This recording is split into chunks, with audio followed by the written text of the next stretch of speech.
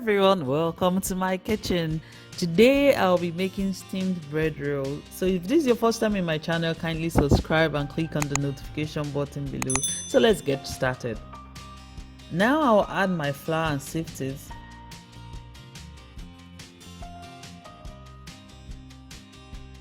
Then add sugar, yeast, salt, milk, and butter.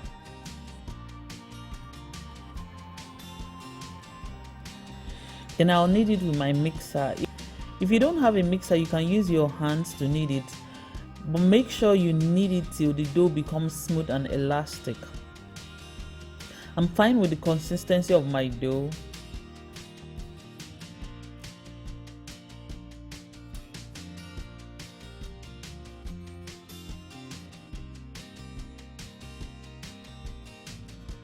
Now I'll place it on my workstation and divide it into 6 portions.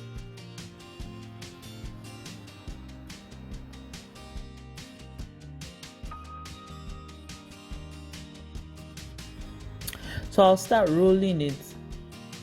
Then I'll pinch the edges together to get the required round shape I want. Also, I'll roll it in between my palms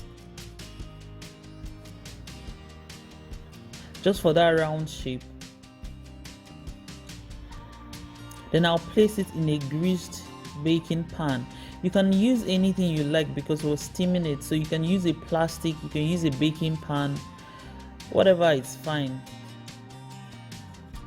I'm going to do this for the remaining 5 doughs.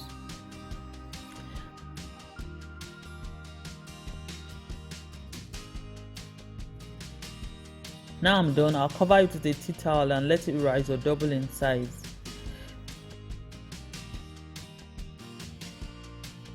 As you can see, it has risen. So I'm going to spray it with a baking spray, but you can also use butter to do this. Then cover it with a cling film just to avoid the steam from touching the dough.